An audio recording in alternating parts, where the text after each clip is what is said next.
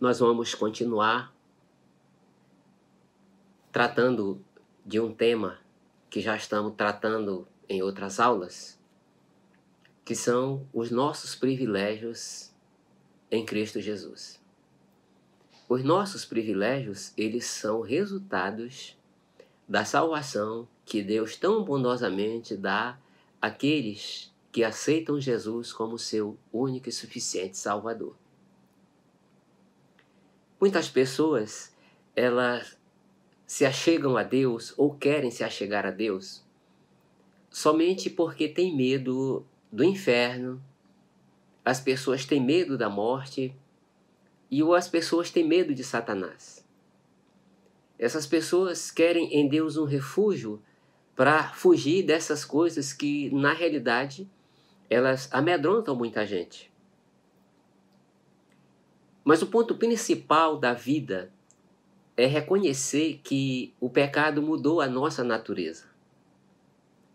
O pecado de Adão foi tão grave que ele mudou por completo a natureza do ser humano e afetou todas as relações entre os seres humanos, entre a natureza e principalmente o ser humano com Deus. Quando Deus criou Adão e criou Eva, Deus os criou perfeitos, sem pecado. O livro de Gênesis, no capítulo 1, no versículo 26 e 27, diz o seguinte: Então disse Deus: façamos o homem à nossa imagem, conforme a nossa semelhança. E no versículo 27 diz: criou Deus o homem à sua imagem, a imagem de Deus o criou, homem e mulher os criou. Quando nós falamos em imagem e semelhança de Deus, o ser humano foi criado um ser livre. Porque se o ser humano não fosse criado livre, ele não poderia decidir, ou ele não tinha capacidade de decidir entre fazer o certo e fazer a escolha errada. As decisões dos seres humanos faz com que em todas as épocas, inclusive agora, as nossas decisões das coisas eternas, nós tenhamos responsabilidade pelas decisões que tomamos. Esse texto de Gênesis é muito interessante para nós porque diz que Deus criou o homem à sua imagem e à sua semelhança. Depois do pecado, os descendentes de Adão e Eva, os seus filhos, já não tinham mais a imagem de Deus, mas a imagem dos seus pais. O pecado corrompeu, o pecado perverteu, o pecado modificou para pior. Não podia ser melhor porque Deus é perfeito, mas o pecado, ele modificou totalmente a natureza, a essência daquilo que Deus tinha criado de bom. No capítulo 5 de Gênesis, e no versículo 3, diz o seguinte: aos 130 anos, Adão gerou um filho à sua semelhança, conforme a sua imagem, e deu-lhe o nome de Sete. Enquanto Adão não pecou, o relógio do tempo para ele ainda não contava de certa forma, porque ele vivia em uma eternidade que não tinha pecado. Foi o pecado que começou a marcar o tempo de vida das coisas, o tempo de vida do ser humano. Então, Adão, depois que pecou, quando ele tinha 130 anos, diz o texto que ele gerou Sete, um filho à sua semelhança. Mas veja uma coisa que é muito interessante também, é porque o texto aqui não está tratando de Caim e Abel, que foram, na realidade, os dois primeiros filhos de Adão e Eva. Mas diz, o texto aqui para nós é principal, porque ele diz que esses filhos, os próximos descendentes de Adão, já vieram à semelhança dele. Então vieram pecadores ou com tendência ao pecado. Os filhos foram gerados, então, com a natureza dos seus pais, natureza corrompida, desejos e vontades, as suas ações totalmente corrompidas. Ou seja, inclinadas para o mal. Só que o pecado, ele não parou naquela geração. E em Gênesis, no capítulo 6, diz que, e o versículo 5 diz o seguinte: o Senhor viu que a perversidade do homem tinha aumentado na terra e que toda inclinação dos pensamentos do seu coração era sempre e somente para o mal. Isso vale para todas as pessoas e para todos os tempos, todas as épocas. O coração do ser humano, ele é sempre inclinado para o mal. O apóstolo Paulo, ele tratando desse mesmo assunto em Romanos, e citando o Salmo 14, ele diz o seguinte, Romanos 3, de 10 a 12, diz assim: Não há justo nenhum sequer, não há quem entenda, ninguém que busque a Deus. Todos se desviaram, tornaram-se justamente inúteis. Não há quem faça o bem, não há um sequer. E ele continua nesse mesmo capítulo 3 de Romanos, do verso 14 ao 17, diz o seguinte: Suas bocas estão cheias de maldição e amargura. Seus pés são ágeis para derramar sangue. Ruína e desgraça marcam os seus caminhos. Não conhecem o caminho da paz. Aos seus olhos é inútil temer a Deus. Você também tem que ver que todas essas qualidades, na realidade essas más qualidades, elas não estão na mesma pessoa. Mas ela está diluída e espalhada na sociedade. Tem gente que deseja tirar sangue dos outros. Tem pessoas que dizem que Deus não existe. Tem pessoas que dizem que é inútil a servir a Deus. Tem pessoas que são amarguradas. Pessoas que são amargas de relações. Pessoas que jogam maldições sobre as outras.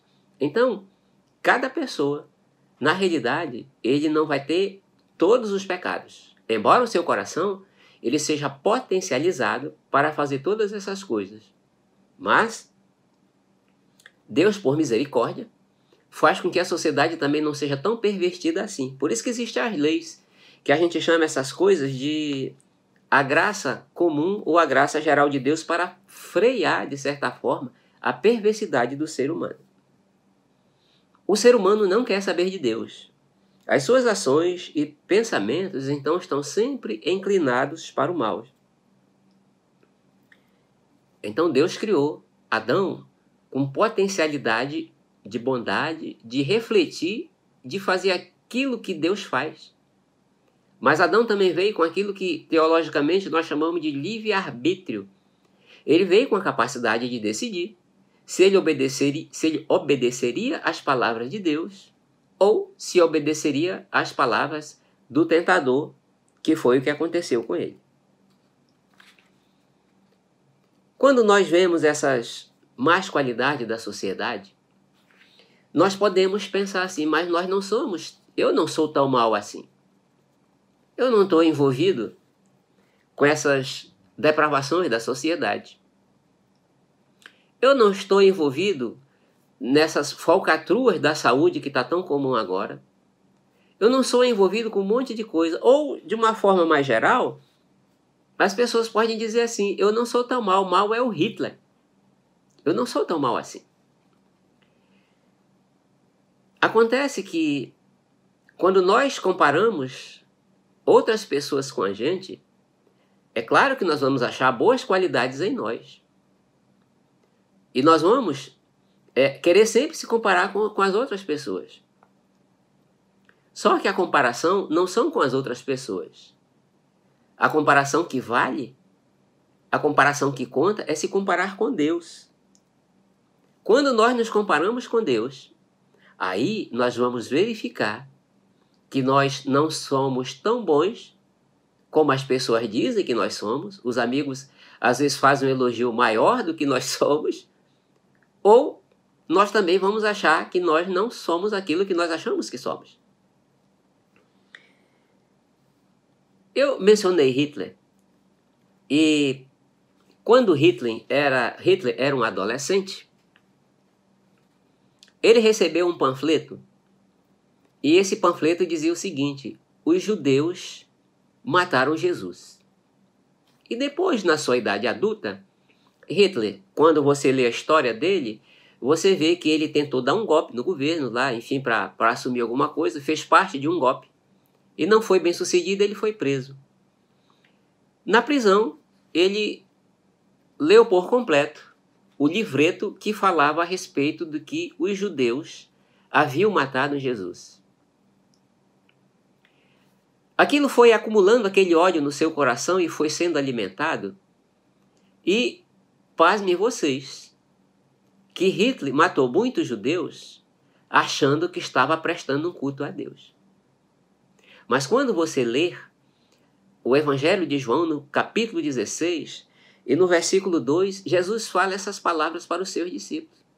Jesus diz assim, Jesus já os alertando que, digamos assim, que as coisas iam apertar, que a perseguição ia chegar mais forte, mais feroz. Jesus diz assim para ele, vocês serão expulsos das sinagogas. De fato, virá um tempo em que, quando quem os matar pensará que está prestando um culto a Deus. Quando você estuda a história de Hitler, você vai ver que Hitler ele tinha religião. E de certa forma, ele achava que matando judeus e depois outras pessoas, ele estava prestando um culto ao Deus que ele imaginava que tinha, o Deus que ele tinha. A nossa natureza morta, a nossa natureza corrompida, natureza morta é que o apóstolo Paulo fala que todos nós estávamos mortos em nossos pecados e delitos. Morto no sentido de não fazer as coisas boas para Deus. Embora você não seja um matador, embora você não seja um pedófilo ou um corrupto, mas todos nós temos ganância, todos nós temos algum tipo de depravação na mente, ou todos nós também, ou muitos de nós, não acreditam na existência de Deus. Isso já é uma coisa suficiente para que o homem seja condenado. Para que o homem seja condenado. Então, essa natureza corrompida, essa natureza morta, ela só pode ser mudada com uma ação sobrenatural. Aquilo que nós fazemos não é capaz de mudar a nossa essência. Não é capaz de mudar a nossa essência. É por isso que a salvação tem que vir de Deus. É porque Deus é o único que tem poder para oferecer, e já ofereceu a salvação, para que as pessoas possam abraçar a salvação. Então a salvação do ser humano caído, pervertido, imoral, ela começa sempre em Deus. Deus se compadece do ser que ele criou com tanto amor e vê aquele filho em verdadeiro sofrimento. Na realidade é que o pecado faz isso. O pecado faz isso. Às vezes a pessoa que está cometendo o pecado, ele pode se achar muito esperto. Um homem que se envolve em um adultério, ele acha que ele é o cara mais esperto do pedaço. Mas na realidade ele está trazendo sofrimento para a esposa, trazendo sofrimento para os filhos. Da mesma forma, uma pessoa que se envolve com coisas ilícitas. Deus é o autor da salvação. E é interessante que no Evangelho de João, no capítulo 16, no versículo 8, Jesus falando a respeito da missão do Espírito Santo, ele diz o seguinte, quando vier, ou seja, o Espírito Santo, ele convencerá o homem do pecado, ou o mundo do pecado, como algumas traduções, da justiça e do juízo. Então, Deus oferece gratuitamente a salvação, é que o apóstolo Paulo fala em Efésios 2:8. Porque pela graça sois salvos por meio da fé. Isso não vem de vocês, não vem de vós, é um dom de Deus. Dom é presente. Então Deus, na sua graça, ele oferece a salvação gratuitamente para as pessoas. A salvação nós podemos definir que ela são duas coisas principais, a graça de Deus e a misericórdia de Deus. Graça é não punir quem merecia. E misericórdia é Deus se compadecer de quem deveria ser punido e dar um presente. Então a graça é uma mistura de bondade, de misericórdia, de presente que Deus faz com o ser humano. Por quê? Porque o desejo de Deus é que todas as pessoas se salvem. É o que a Bíblia diz. Na segunda carta, o apóstolo Pedro escreve o seguinte para nós. O texto aqui, Pedro vem tratando que, como muita gente hoje diz assim, cadê o Cristo que ia voltar, ainda não voltou? Já 2000 anos e esse negócio, cadê? Naquela época as pessoas já estavam assim apressadas. Olha que Pedro responde. Pedro diz o seguinte, o Senhor não demora em cumprir a sua promessa, como alguns julgam. Ao contrário, ele é paciente com vocês, não querendo que ninguém pereça, mas que todos cheguem ao arrependimento. Veja só, Deus não deseja que ninguém pereça. Ou seja, o desejo de Deus é que ninguém receba a punição eterna. Mas o desejo de Deus é que todas as pessoas o aceitem. Por quê? Porque o sacrifício de Cristo, a morte de Jesus na cruz, ela foi suficiente para apagar o pecado de toda a humanidade. Entretanto, só recebem o perdão de Deus aquelas pessoas que aceitam Jesus como seu Salvador. Porque Deus é amor. E se a salvação fosse forçada, não seria amor. Uma das características do amor é a liberdade. Uma pessoa que diz que ama, mas aquela pessoa que é objeto do seu amor não tem liberdade, isso não é amor. Isso não é amor. Então aqui nós temos Deus desejando que os homens sejam salvos. Jesus morreu para pagar a punição que seria dos homens. E o Espírito Santo, como nós falamos em João 16, 8, o Espírito Santo convence. Convencer é esclarecer. Olha, no linguajar nosso, diz assim, olha, está errado. O certo é isso. O certo é isso. Deus deseja que vocês se salvem. Mas, infelizmente, o ser humano, ele não se arrepende. Não se arrepende. Porque o arrependimento é a coisa mais difícil para uma pessoa.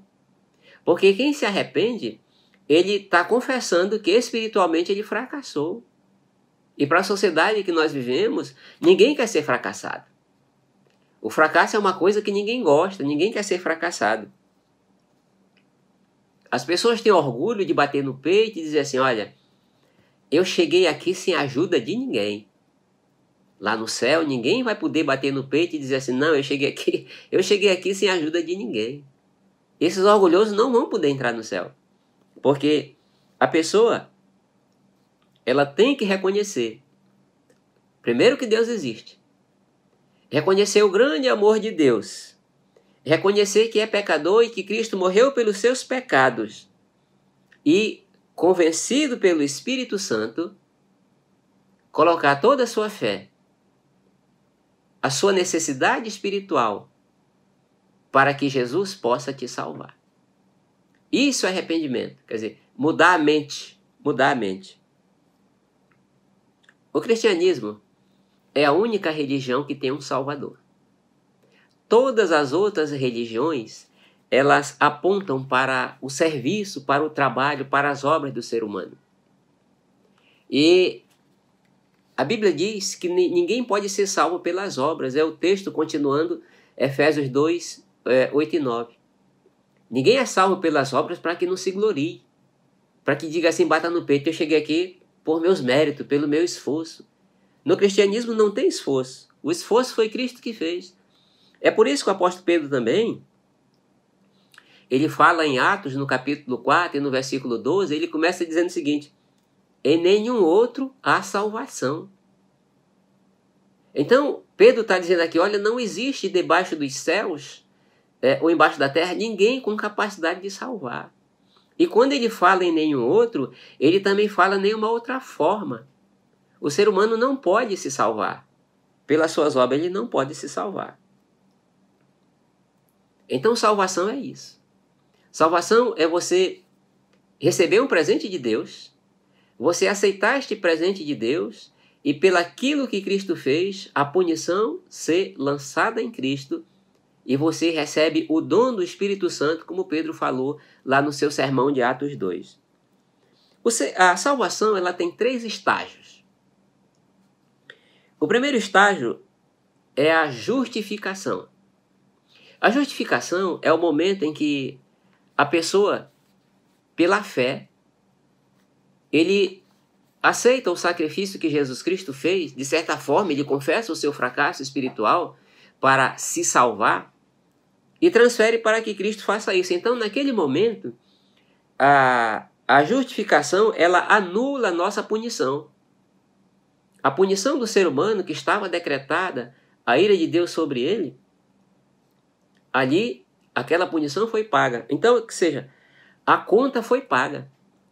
Nós não devemos nada a Deus, porque o pecado ofende Deus. O pecado, o Jesus foi morto não para pagar uma dívida para Satanás. O diabo não tem nada, o diabo é um fracassado. O diabo é um fracassado.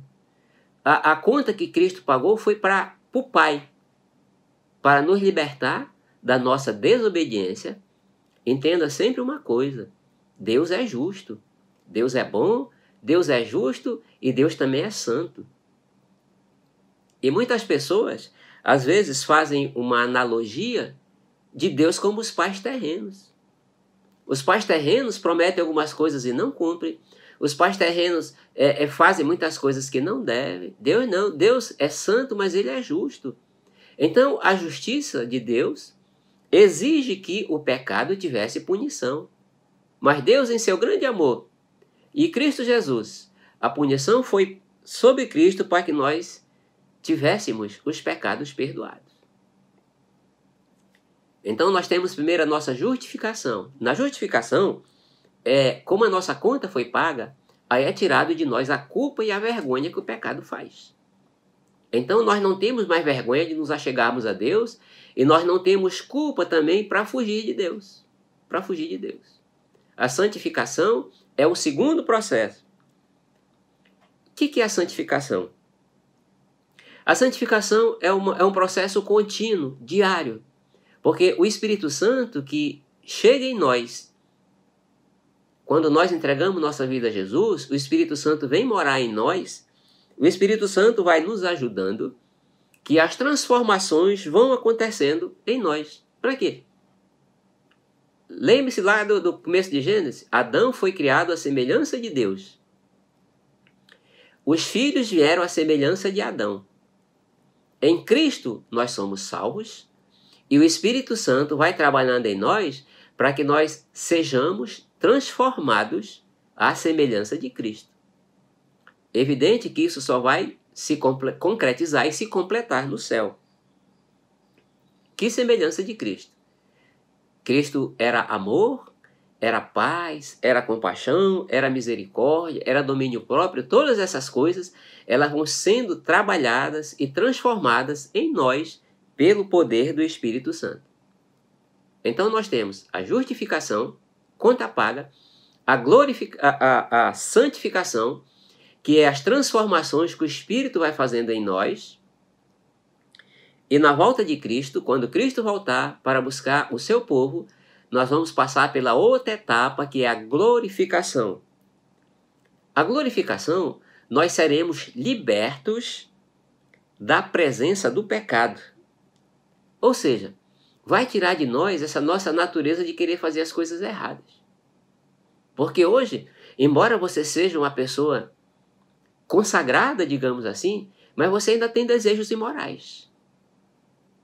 Desejos errados, desejos violentos, ganância, vaidade, todas essas coisas que aos poucos vão sendo tiradas de nós, mas quando Cristo voltar, esse nosso desejo de fazer as coisas erradas será tirado de nós. A nossa natureza corrompida será totalmente tirada. Todas essas coisas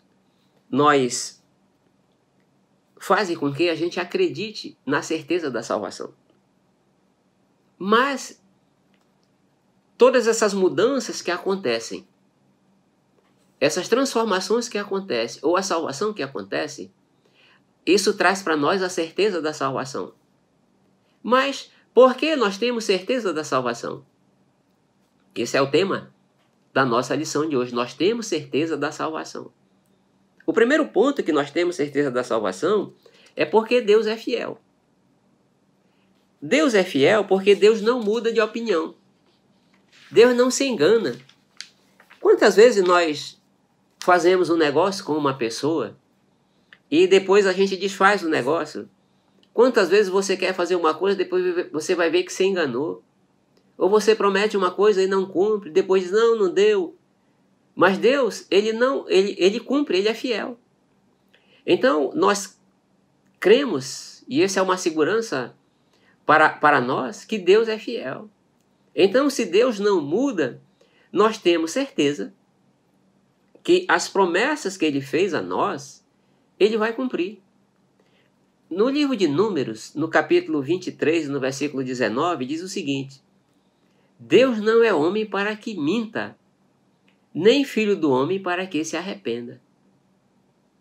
Deus não é homem para mentir, ou seja, para enganar, prometer e depois não fazer, ou então se arrepender. As pessoas se arrependem porque às vezes prometem uma coisa que não tem condições de fazer.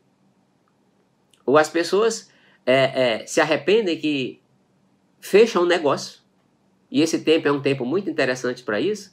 Fechou o negócio, mas a pandemia chegou e os vencimentos, o rendimento caiu, e aí teve que adiar, teve que desfazer e tudo mais.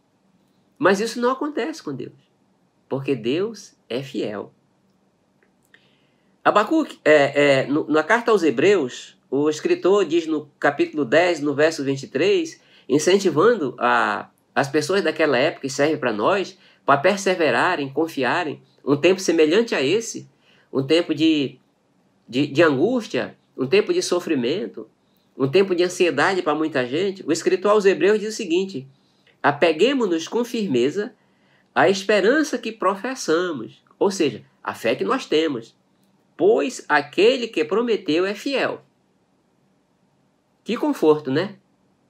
Vamos continuar na crise, vamos continuar no meio das tribulações, mas vamos nos apegar, nos segurar nas promessas, no cuidado de Deus, naquilo que Ele prometeu. Por quê? Porque Ele é fiel. Então isso é uma garantia extraordinária para a gente crer na certeza da salvação que nós temos. Então, primeiro ponto, Deus é fiel. Um outro ponto é que Deus é poderoso. Deus tem todo o poder. Só Deus tem todo o poder. E quando nós entregamos a nossa vida a Deus, ninguém poderá desfazer aquilo que Deus fez. É isso que Jesus trata quando ele está falando em João 10, o verso 27 ao verso 29, que diz o seguinte: as minhas ovelhas ouvem a minha voz, eu as conheço e elas me seguem. Olha só, começando. Nós conhecemos Deus pelo Espírito que Ele coloca em nosso coração, conhecemos Jesus como nosso Salvador. Aí Jesus diz assim, elas me seguem. Seguir é obedecer. Aí vai a promessa. Eu lhes dou a vida eterna. Elas jamais perecerão. Ninguém pode arrancar da minha mão. Meu Pai que deu a mim é maior do que todos. Ninguém as pode arrancar da mão de meu Pai. Olha só que coisa extraordinária, que segurança no poder de Deus. Aquele que é salvo em Jesus Cristo, ele está seguro nas mãos de Jesus e seguro nas mãos de Deus. Jesus Cristo diz assim, daqui ninguém pode arrancar. Das mãos do Pai ninguém tira. Um teólogo muito importante do passado, ele diz que, fazendo um comentário, quando muitas pessoas acham que a vida são dois poderes, né? O bem e o mal, Deus de um lado, Satanás do outro. Isso é uma tolice, isso é um engano. E esse comentarista diz o seguinte, Lutero diz o seguinte, olha, o diabo é como um cão que tem uma coleirinha. Deus coloca uma coleira no Satanás, ele só vai até onde Deus permite. Então o Satanás não tem todo o poder, é Deus que tem todo o poder. Quando Jesus foi tentado ali, que é registrado em Mateus 4, Jesus foi tentado por Satanás. e naquela tentação de Satanás querendo levar Jesus a pecar. E Jesus, então, encerra a conversa com uma palavra extraordinária, dizendo para ele: vai-te, Satanás, porque está escrito. Jesus está usando o texto lá de Deuteronômio. Vai-te, Satanás, porque está escrito: ao Senhor teu Deus, só a ele prestará culto. Algumas versões: ao Senhor teu Deus adorarás. Então Satanás tem que obedecer a Deus. Deus é o Deus de todos, até daquele anjo caído. Ele tem que se submeter à vontade, à força e ao poder do Todo-Poderoso. Então Deus é todo-poderoso. O profeta Isaías, no capítulo 43 e no versículo 13, diz o seguinte: desde os dias antigos eu sou. Deus aqui está dizendo assim, olha, desde a eternidade. Não há quem possa livrar alguém da minha mão. Agindo eu, quem pode desfazer? Em algumas versões diz o seguinte: agindo eu, quem impedirá? Então, quem vai impedir a ação e a vontade do Todo-Poderoso? Isso é uma garantia extraordinária. O Deus fiel, o Deus Todo-Poderoso, cuida de nós. Ninguém pode nos tirar das mãos do nosso Deus, do nosso Senhor Todo-Poderoso. Mas nós temos outro motivo que nos garante que nós temos a certeza da salvação. Em Romanos, no capítulo 8, verso 15 e 16, diz o seguinte: pois vocês não receberam o espírito que o escraviza para novamente temerem, mas receberam o espírito que os torna filhos por adoção, por meio do quais clamamos, Abba Pai. O próprio Espírito testemunha ao nosso espírito que nós somos filhos de Deus. O texto Abba Pai seria, numa tradução livre, digamos assim, de você chamar Deus de meu pai. Porque isso para o judeu era difícil. O judeu não tinha essa relação, ele tinha um respeito tão grande com Deus que, de certa forma, o afastou de Deus. Nesse sentido, ele não via Deus como uma intimidade. Deus como uma intimidade, mas Deus, de certa forma, como um pai um pouco mais distante, um pai que deveria temer. Mas ele diz aqui, olha, que o próprio Espírito testemunha ao nosso espírito que somos filhos de Deus. Então o Espírito de Deus, ele confirma no nosso coração. Como é que ele confirma no nosso coração? Dando confiança, dando paz, dando segurança, que mesmo nos momentos mais difíceis, nós não estamos sozinhos. E que coisa extraordinária! Nós temos essa confiança que o Espírito confirma no nosso coração. O apóstolo Paulo, ele escrevendo aos Gálatas, no capítulo 3, no versículo 26, ele diz o seguinte: todos vocês são filhos de Deus mediante a fé em Cristo Jesus. Então, a fé em Cristo Jesus, o arrependimento, isso tudo quer dizer a salvação, nos torna filho de Deus. É o que João fala no seu primeiro capítulo também da carta que João escreve. O apóstolo João, ele também fala isso em 1 João, no capítulo 3, o verso 1, que ele diz o seguinte: vejam como é grande o amor que o Pai nos concedeu, sermos chamados filhos de Deus, o que de fato somos. Por isso o mundo não nos conhece porque não o conheceu.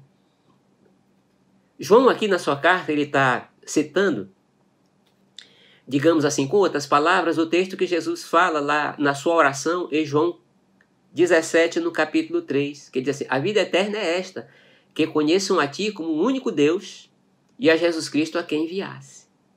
Então, nós somos filhos de Deus porque nós reconhecemos Deus como o único Deus e Jesus Cristo como o ungido dele, o nosso Salvador.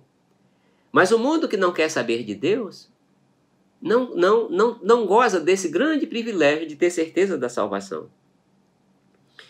Mas a certeza da salvação, além do Espírito testemunhar, ela também traz uma outra coisa extraordinária. Porque a certeza da salvação, ela tira do nosso coração o medo. Eu disse para vocês que no começo da aula, que muitas pessoas querem se chegar a Deus com medo da morte, com medo do inferno, com medo de todas essas coisas. Mas isso não é uma coisa que nós devemos temer quando nós temos certeza da salvação. Porque a certeza da salvação tira o medo dessas coisas todas. No capítulo 15 de 1 Coríntios, o apóstolo Paulo, quando trata dessas coisas, da ressurreição de Cristo, e já apontando para a nossa ressurreição, o apóstolo Paulo ele vai tratando de umas coisas extraordinárias. É um capítulo longo, mas seria bom que você lesse. E no versículo 53 ao versículo 55, ele diz o seguinte: pois é necessário que aquilo que é corruptível se revista da incorruptibilidade, e aquilo que é mortal se revista da imortalidade. Quando, porém, o que é corruptível se revestir da incorruptibilidade, então se cumprirá a palavra que está escrita: a morte foi destruída pela vitória. Onde está, ó morte, a tua vitória? Onde está, ó morte, o teu aguilhão? O apóstolo Paulo, ele trata que todos nós seremos transformados. Nesse texto ele fala sobre isso, em Tessalonicenses também, mas ele fala aqui que nós vamos ser transformados porque esse nosso corpo ele não pode habitar no céu. Nós não vamos ter apenas a nossa natureza interior, digamos assim, tirada, modificada, mas nós teremos um novo corpo, um corpo que não envelhece. É por isso que ele chama de corruptível, perecível, que adoece, que envelhece, que sofre, que geme, com todas essas coisas. Então nós vamos ter um corpo eterno, um corpo pronto para viver na eternidade, que não envelhece, que não adoece e tudo mais. E ele fala uma coisa interessante: onde está, ó morte, o teu aguilhão? Aguilhão era um instrumento, uma vara, que na ponta tinha um metal. E esse aguilhão, essa vara, ela era usada para amansar aqueles animais, por exemplo, um boi que não queria puxar uma carroça. Então o boi era laçado, e quando eles iam colocar o jugo, que é aquela madeira para o boi carregar, o boi ficava rebelde, então eles ficavam espetando aquilo ali, né? Espetando. Então o boi ele obedecia porque senão ele ia continuar sendo espetado e aquilo sangrava. Aquilo sangrava. E o apóstolo Paulo diz também que, de certa forma, é o pecado, ele segue, né, quando ele fala a respeito disso, é o pecado que é o aguilhão, é o pecado que atormenta, é o pecado que dá medo, mas em Cristo Jesus, os nossos pecados são perdoados e nós não podemos mais ter medo disso. Nós não podemos mais ter medo disso.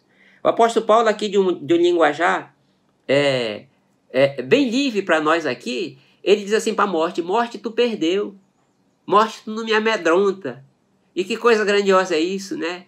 Nós temos um Deus, a segurança de uma salvação, que nós não temos medo da morte. Quanta gente agora que entrou em pavor por causa do Covid, quanta gente que entrou em desespero, porque no fundo, o ser humano sabe que na eternidade vai ter o julgamento. Ele vai ter que se encontrar com o Todo-Poderoso e prestar conta do que deu, do que teve. Que maravilhoso aquela história que Jesus conta lá de Lucas 16, do rico e Lázaro. E que coisa extraordinária que quando o Lázaro morreu, né, o mendigo morreu, o texto diz que ele foi levado pelos anjos. Pastor Billy Graham escreve um livro extraordinário. E esse livro ele conta das suas trajetórias, já do seu tempo, já sabendo que estava próximo de morrer. E ele escreve um livro com o texto seguinte: voltando para casa. E que coisa extraordinária essa certeza da salvação que nós temos. Que quando chegar o nosso dia, nós vamos dizer assim: olha, estou voltando para casa. É lá que é o meu lugar. Lá não tem sofrimento. Lá eu sou amado, lá eu sou acolhido. Lá eu sou bem recebido. Quando nós temos a certeza da salvação, que Cristo morreu pelos nossos pecados, o Espírito Santo confirma essas coisas no nosso coração e nós não vivemos com medo. E o apóstolo Paulo, ele diz uma coisa em 1 Coríntios, o capítulo 2, o verso 9 e 10, diz o seguinte: olho não viu, ouvido não ouviu, mente nenhuma imaginou o que Deus preparou para aqueles que o amam. Mas Deus revelou a nós por meio do Espírito. Olha que coisa extraordinária. Quando você lê esse texto de 1 Coríntios 15 que eu li, isso deve confortar o seu coração. Pela certeza que isso traz, confirmando para o seu espírito Não tenha medo. A morte perdeu. O diabo perdeu. O inferno perdeu. E a vitória está em Jesus. Que coisa gloriosa. Honra e glória ao Deus Todo-Poderoso que concede isso a nós. Nós não tínhamos mérito nenhum. Nós éramos uns derrotados. Mas em Cristo Jesus nós somos vitoriosos. Glória a Jesus. O que nos dá então a certeza da salvação? A certeza da salvação é que nós cremos que Deus é todo-poderoso. E a salvação é eterna porque ninguém pode nos tirar das mãos de Deus. A presença do Espírito Santo em nós é a garantia que nós somos do Senhor. Como o apóstolo Paulo escreve Efésios 13 e 14, é o selo, é a confirmação, é o selo que nós somos separados, que nós somos do Senhor. Por isso, viva com esperança, viva com essa confiança, sem medo de morte, sem medo de Covid, sem medo do diabo, sem medo do inferno. Todos esses já foram derrotados. Viva alegre, confiando que Deus Todo-Poderoso confirme em você uma vida de esperança para a glória dele. E é em nome de Jesus. Que Deus nos abençoe.